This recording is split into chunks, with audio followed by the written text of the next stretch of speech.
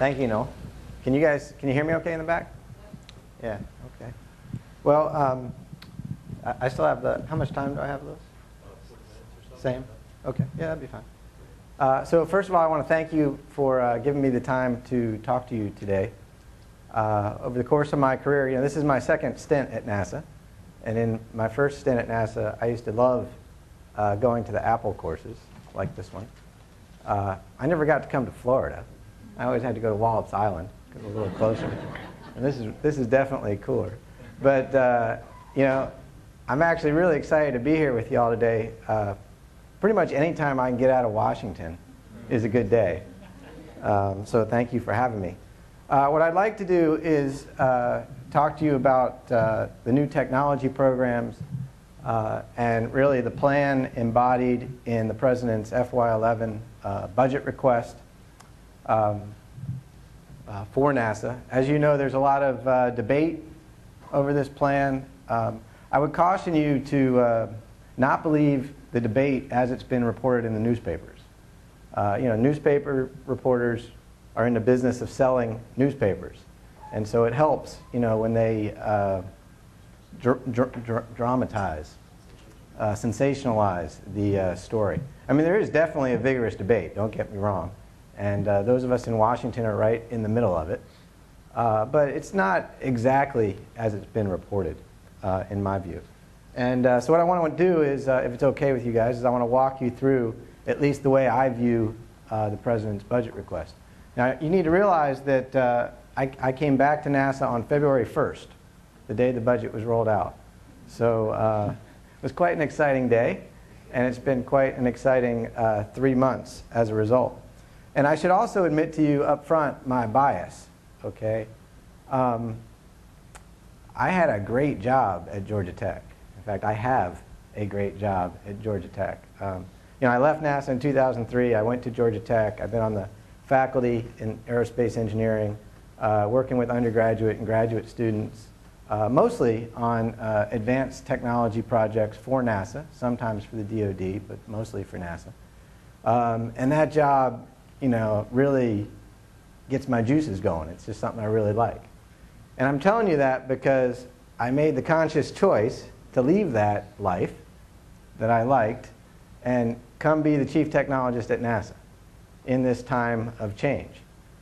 So you can imagine where I sit on this, this debate, right? I'm obviously, and I admit it up front, I'm obviously in favor of the President's FY11 budget request, or I wouldn't have left Georgia Tech, okay? Just so you know where I stand.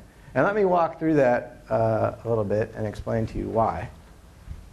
Okay? And by the way, if you want to wait with questions at the end, that's fine. Or if you want to ask as I go through this, that's fine as well. So this is a summary.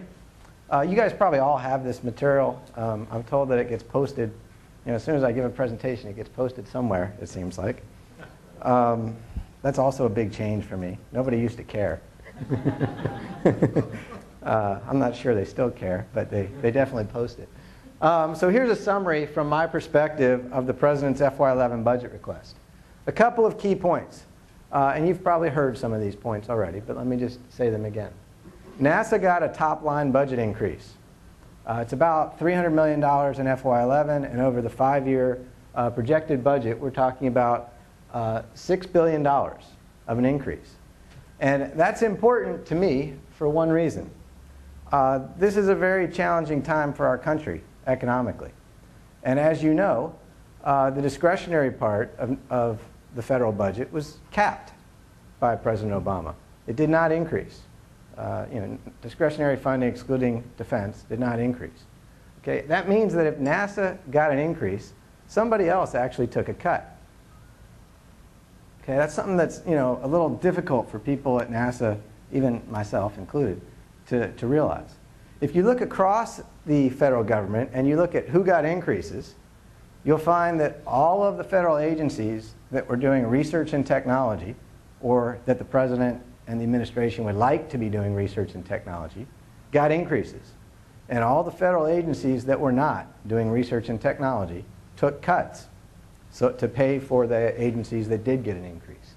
Okay, that's That's a theme in the federal budget that you need to be aware of. So we got this top line increase. That increase was distributed. There was a relatively large, in my view, increase for science, primarily for earth science, $2.5 billion over 5 years. Aeronautics got what I would call a modest increase. It's actually pretty large, 15 percentage-wise at least. It's 15%, which is reduces the decline in aeronautics that had been ongoing for 5 or 10 years. Dollar-wise, it's small because the aeronautics budget is small. And perhaps the thing that you've heard about the most and the thing that's been debated the most is the shift in human exploration. And I'm going to talk about that a lot more on the coming slides. But there's a couple points there. One, the goal of our human exploration program has not changed.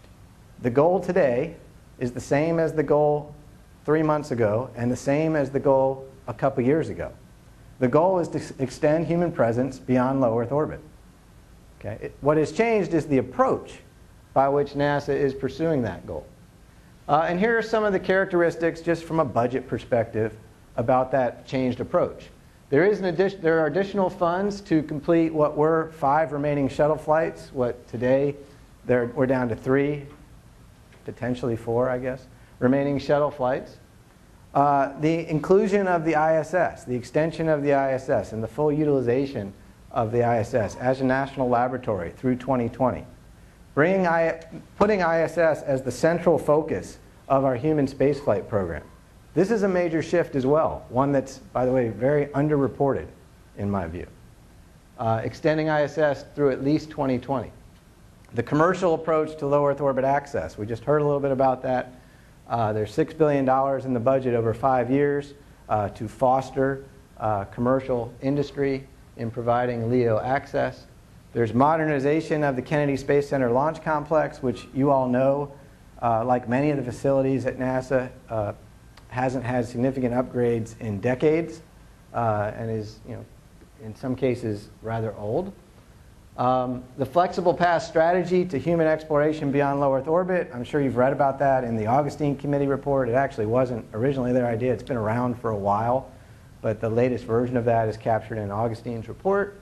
And of course, the other thing that has been discussed over and over and over again in the press is the cancellation or restructuring of the Constellation program to include an update in mid-April, a modified Orion development continuing as a crew return vehicle and as a technology test bed for future missions. You've heard a lot about this theme, the shift in approach for the human exploration program. What you may not have heard as much about, and what I want to focus on today, is this significant focus on technology development. Sure, it's there. It's always in the newspaper articles. It's down like in the 3rd or 4th paragraph. It's never, it always says Obama cancels moon program, right? And then down on page 4, it says, by the way, there's a big focus on technology. It's this focus on technology that I was excited about personally, and is why I came back to NASA to this position. There's a strong focus on technology in our human exploration strategy, and there's both technology pull programs that I'll define in just a moment, and technology push programs that we are formulating to begin in FY11. There's also a major increase in emphasis on partnerships. The Obama administration is all about partnerships. They want us to partner across government agencies. They want us to partner internationally. They want us to partner with academia and industry. And they are incentivizing all the government agencies to engage in these partnership activities in full. Right? It's part of their strategy, frankly, because the discretionary budget is capped. Right? And it may actually go down next year. Okay? So we need to think about that. Here it is. So let me jump into human exploration, because I imagine that's maybe the topic that most people are interested in. There is a renewed emphasis of technology in the President's FY11 budget. And in my view, what the budget really represents at its highest level is a balancing among the 3 long-standing core competencies of NASA. If you think back in time, and in your head, you think about what is NASA?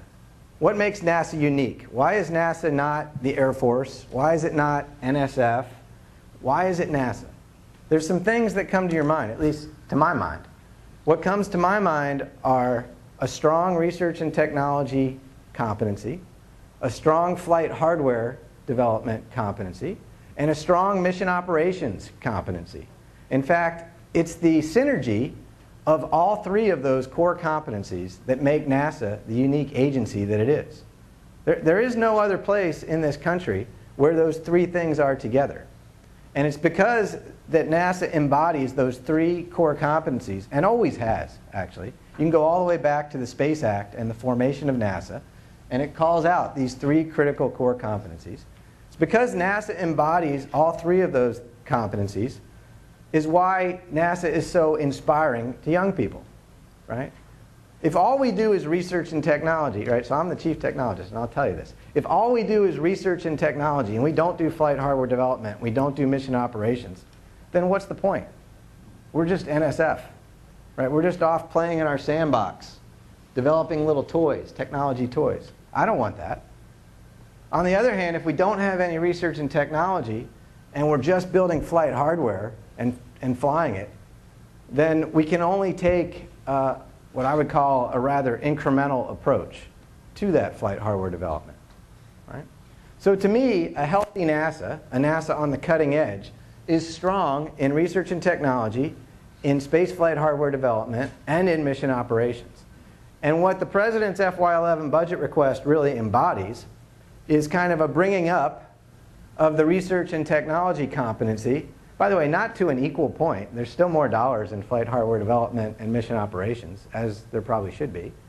But bringing it up to the point where it's actually visible. Because over the past decade, research and technology in NASA has been almost drummed out of business, frankly. And that's not my opinion, by the way. That's the opinion of a whole host of external panels that have looked at this over and over again, including an NRC committee that reported back just a day or two ago about the abysmal state of the research of the laboratories and the R&D and technology development programs within NASA. That's their word, by the way, abysmal state. It's not my word. Okay. So that top line there is important. Okay, that's the way you need to think, in my view. That's the way I think about the budget. Now, for human exploration, what does this mean?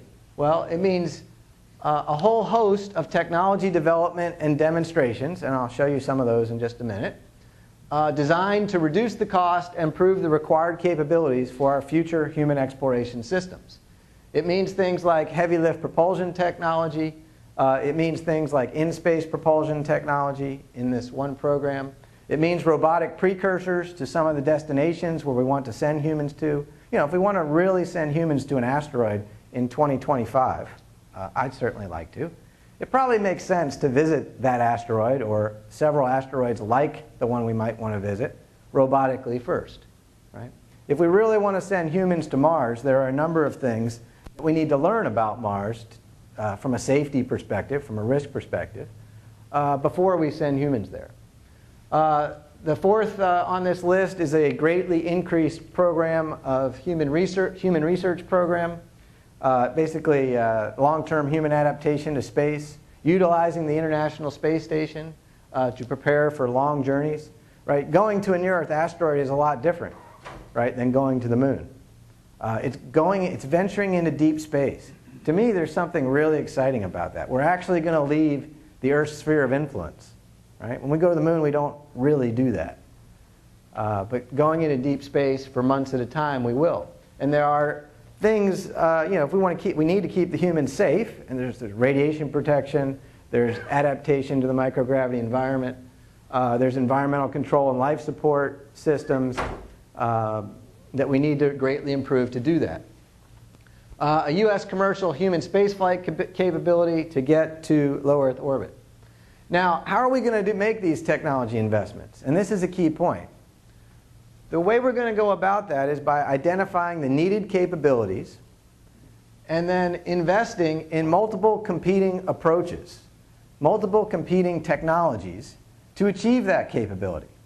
The challenge with this program is that, in my view, we're not actually wise enough today to know exactly what technology is the one that's going to allow us to send humans to Mars or send humans to an asteroid. Right? So we don't want to, I for one, don't want to bank my entire human exploration program on some technology that's not yet proven. So instead, we know there's a certain capability that we need, and we need to invest in multiple competing approaches to advance that capability, and then make a down selection a little bit later in time, and take that down selected technology and prove it in a flight relevant environment. And I'll give you some examples of that in just a minute. Now, the other thing that people ask me all the time is, well, we're going to spend 2 years figuring out what technologies or what capabilities we need to go after. Well, thankfully, we don't need to. In my office today, you can come to my office anytime and you can see, I have a stack of reports. And they go from the floor to almost my height. I'm just barely taller than the stack. I'm very proud of that. I'm taller than the stack. It's like the only thing that I'm taller than. These reports are all, by the way, they're done by blue ribbon panels, presidential panels. They're done by NASA folks. They're done by NRC. They're done by all kinds of groups. And here's a list of some of them, going all the way back on the left to 1969, the post-Apollo space group, the Space Task Group that was chartered to figure out what are we going to do after the Apollo mission? What kind of technologies do we need to invest in to enable future human exploration? 1969. Jumping forward in time to 1986, Pioneering the Space Frontier, which, by the way, if you haven't read it, is perhaps the most well-done report on this subject of all time. It is by far and away my favorite report. The leader, the chairman of that report was Tom Paine. It's wonderfully presented. And then you can jump forward, we can jump over Sally Ride's report in '87, some internal NASA reports, including the 90-day study that I was, and actually Phil Sumrall were a part of back in '89. Augustine 1 in 1990, his first report, going all the way to the latest Augustine report on the right-hand side. Now, you might not be able to read this slide all the way in the back, but what I've listed here on the rows are some of the technologies that these reports have said we should invest in. Closed-loop life support, in-space propulsion, heavy-lift launch vehicle, entry, descent, and landing, lightweight structures and materials, advanced EVA systems, so on, communications technology. Okay? And you see the X's? There's a remarkable consistency from report to report. We know what capabilities we need. We know. It's been documented over and over again. It's right here. What we need is to synthesize this information and use it to develop plans forward. Right? These are the capabilities. What are the technological solutions that provide these capabilities? So we can take these capabilities and we can, if you wanted to do it purely in a competed environment, you could imagine like a call coming out for each one of these capabilities, and different teams could propose back different technological solutions. Or we could take one of these capabilities and we could say, JSC, you guys go lead a team to do this. Langley, you go lead a team to do that. Marshall, you go lead a team to do that. And we'll try 3 different approaches. Right? We could do this either way. And what we're planning to do actually is a combination of both. There'll be both directed assignments and competed opportunities. Now, why am I standing on my soapbox about technology? Okay? It's not for the very next mission. We don't need to invest in technology if all we want to do is go to the space station, okay? Or if all we want to do is stay in the general vicinity of the Earth. But as we start considering destinations like sending humans to an asteroid, or, in my view, the grand challenge of them all, sending humans to the surface of Mars, technology development becomes very important. And this slide from Johnson Space Center illustrates why. What we have here on the y-axis is the amount of mass required at the beginning of the mission, not on the ground, but in low Earth orbit. Okay? So to start one round-trip human Mars mission, I need that amount of mass in low Earth orbit. I have to somehow lift it all up to low Earth orbit. The reason this slide, I think, is interesting is it's plotted in units of International Space Station mass. Okay? So with current technology, all the way on the left-hand side, I need something like 12 International Space Stations assembled in low Earth orbit for one round-trip Mars mission. Okay? I mean, at that point, should we even be having this dialogue? I mean, if I take this to Congress, I know I'll be thrown out of the room, right? And rightfully so, okay? But with an investment in technology, I can bring the number of International Space Station masses down to something that approaches, let's say, 2. Now, 2 is still a grand challenge, right? It took us almost a decade to get to 1 on this axis. But you have to also realize that about 80% of this mass is propellant, okay? And if we're fostering a commercial industry, and if we're talking about propellant depots and in-space resource utilization, well then the fact that 80% of that mass is propellant really helps me. And even if that doesn't come through, if I get the amount of mass required in low Earth orbit down to something like 2, we can at least have a discussion about the possibility of one day sending humans to the surface of Mars. As long as it's over 10, in my view, an order of magnitude off, it's out of our reach. It's beyond our grasp, okay? And this, to me, graphically, is the power of technology development, the possibility. Now, President Obama, when he spoke in Florida on April 15th, he laid out a set of destinations and a set of dates. He talked about early crewed missions of our new exploration system in the first part of the next decade. He talked about humans going to a near-Earth asteroid in 2025, orbiting Mars in 2035 and returning safely, which I certainly would hope for. And then he threw in, which I greatly appreciate, he threw in landing on the surface of Mars at some point in the future, but he didn't give a date. He did say in his lifetime. That's important to me because he and I are about the same age, and I would very much like to see that. So at a high level, this is where we are, in my view, in the human spaceflight program. In this decade, what we're talking about is involving the commercial sector, both in launch and in other ways. We're talking about robotic precursors, and we're talking about utilizing the International Space Station as the core of our human spaceflight program, flying it out, if you will, through its full life of 2020 and potentially beyond. And we're talking about technology development to enable the systems development for the next human spaceflight system starting perhaps in the 2015 timeframe, so that we can get to a near-Earth asteroid by 2025. So in 2015 or so, we're talking about the design and development of heavy lift systems and in-space capabilities that would allow us to achieve that mission, with the operations for those missions in the first part of the next decade. First in the Earth vicinity, and then eventually to a near-Earth asteroid. Now, a lot has been said about our technology development program in the press, right? How do we know what technologies to invest in? We don't have any goals.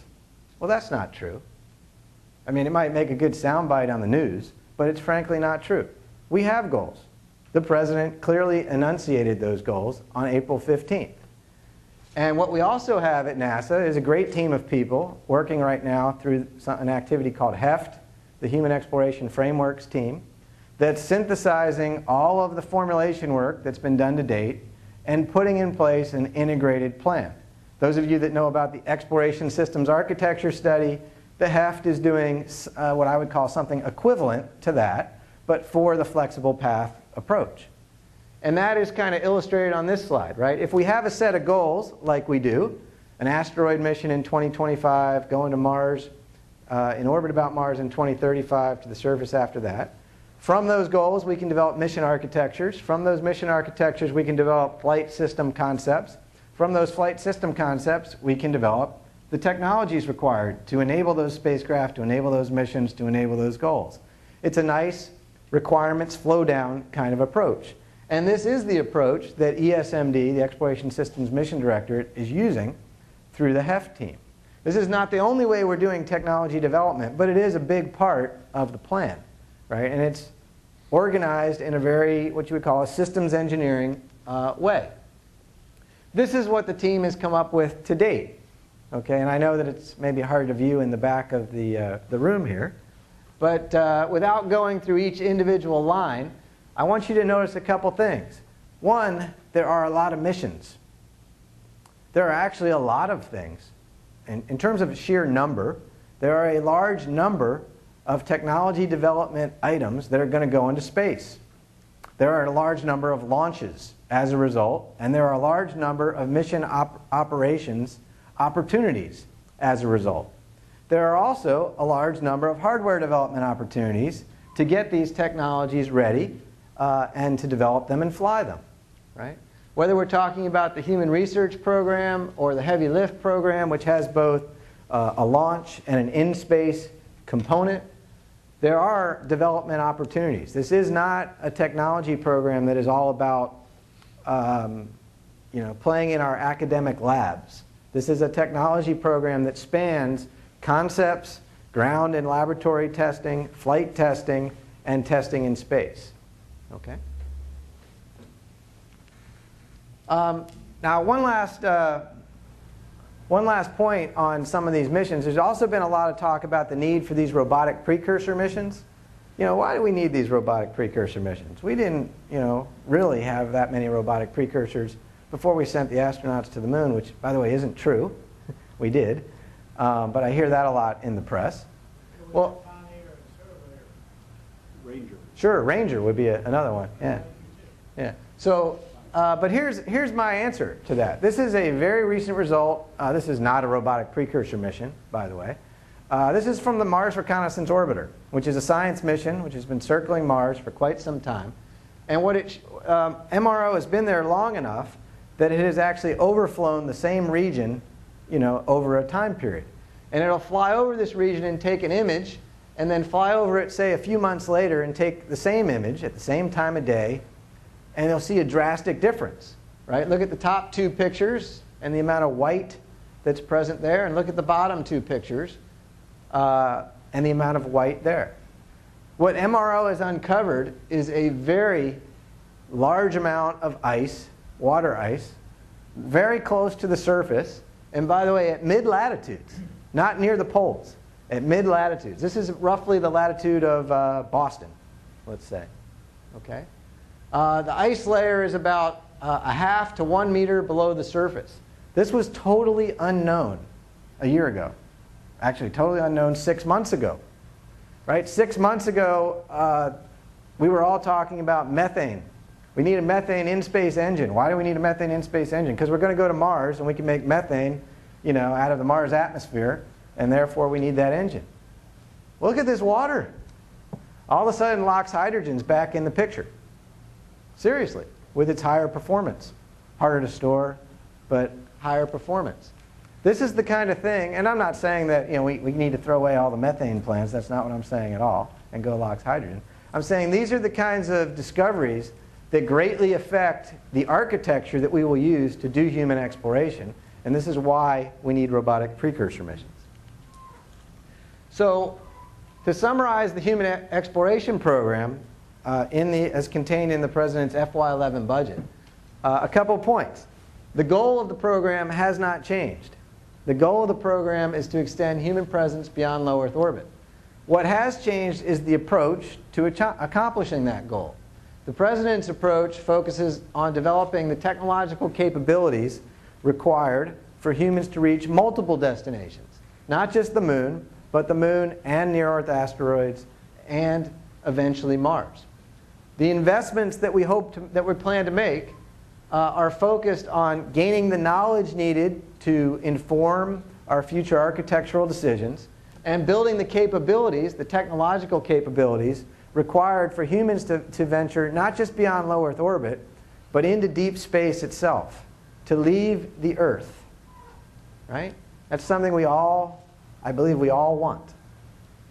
And in my view, this approach will expand the alternatives that are possible for human exploration through timely, strategic, and significant technology investment.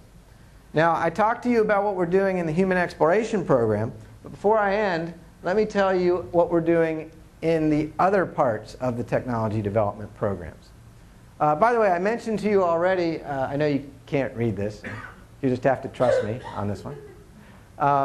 I mentioned to you already that there were a whole bunch of external inputs that were made about the need to improve the research and technology competency at NASA.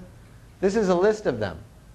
There are, let's see, 4 NRC reports from 2008 to 2010. There's an Authorization Act by Congress in 2008.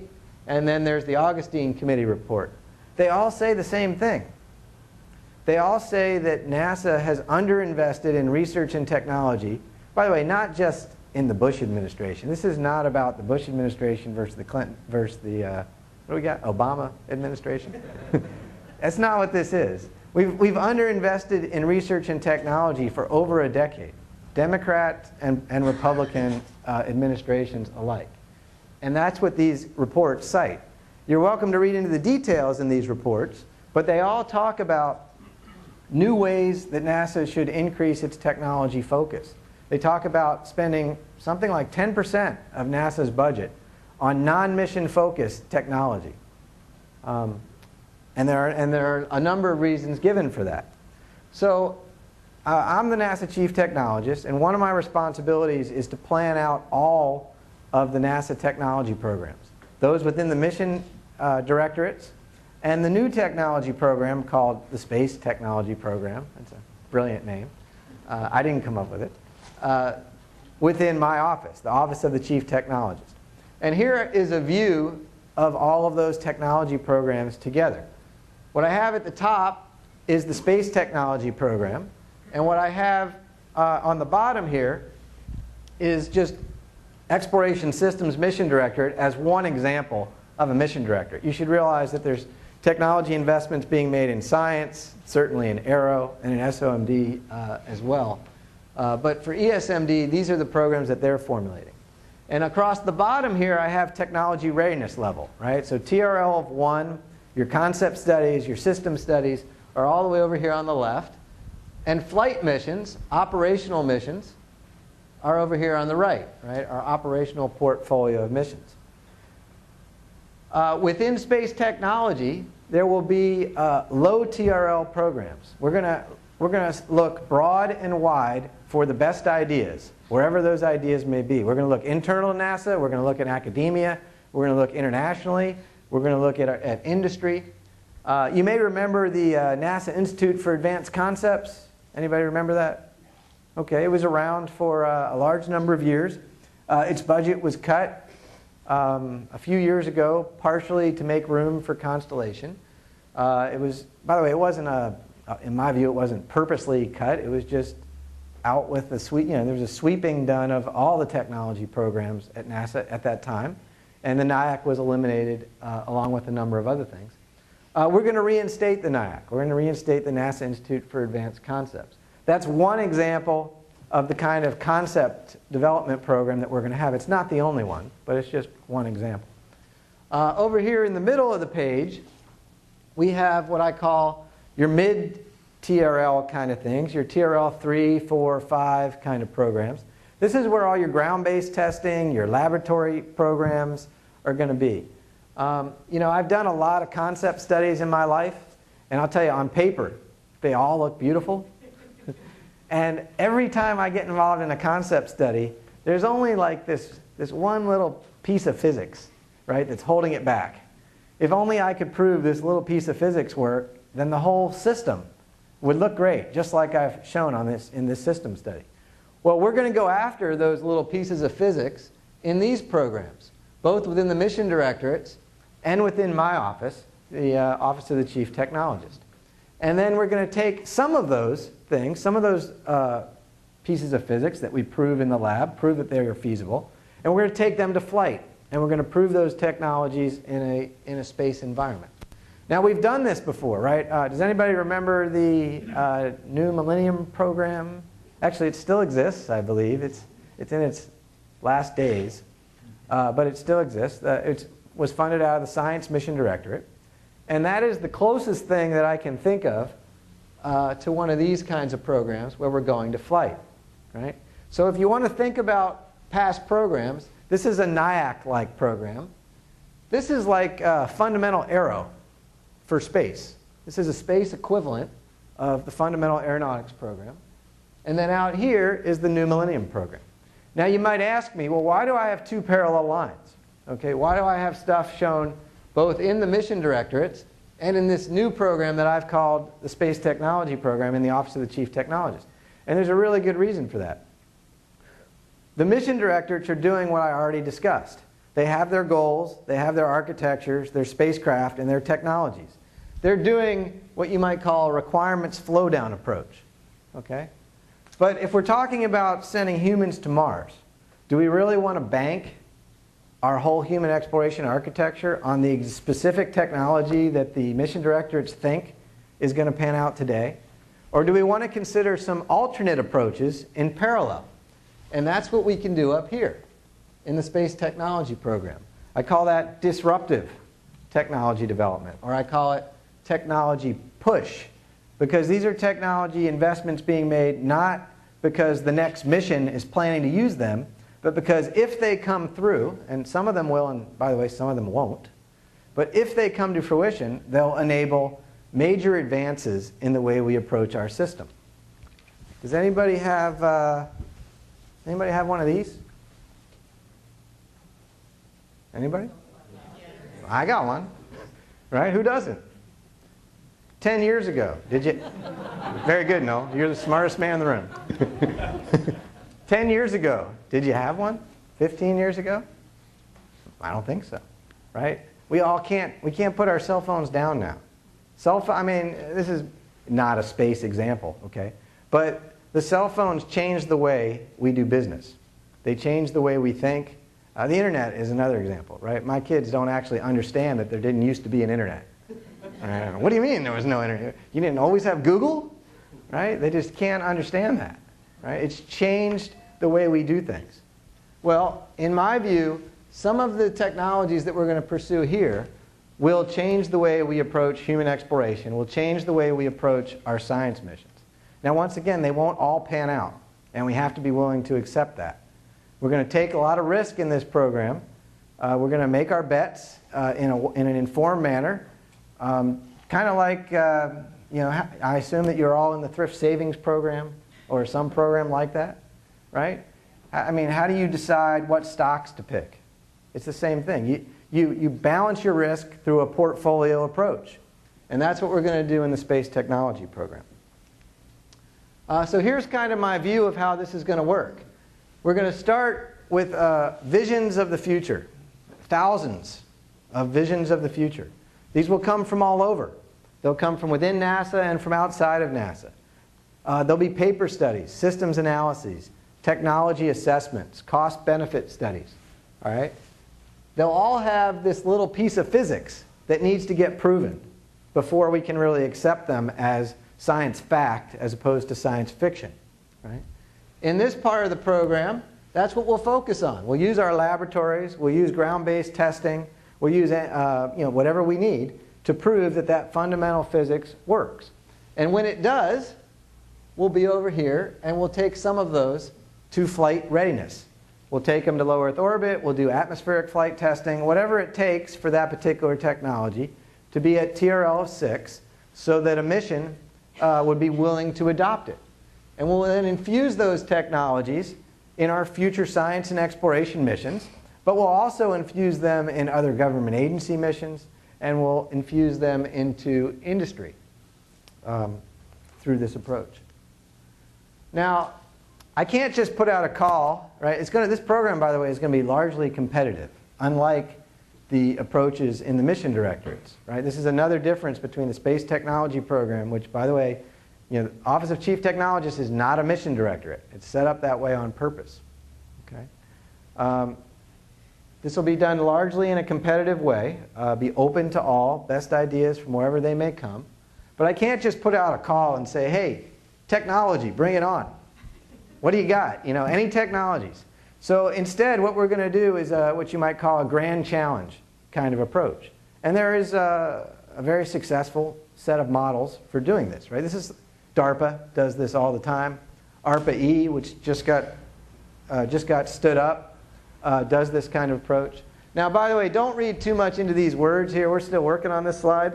I just wanted to put this up here so I could talk to it and give you an idea of what we're thinking. But we're going to come out with, the Office of the Chief Technologist is going to come out with a set of grand challenges. We're not going to talk about technological solutions. We're going to talk at the capability level. We want this capability by this date. And then we're going to put that out, and NASA centers or academia or industry will respond with a variety, I believe, of technological solutions to provide that capability. And we will fund several of those for each grand challenge going forward to a point that we can make an informed decision about which is the best technology to take all the way to flight. I think I'll skip that one. Here's just an artist's picture of some of the kinds of things that might come out of this program. These are the kinds of technologies, by the way, that whether you've been doing science missions or whether you've been focused on human exploration, you know you have wanted.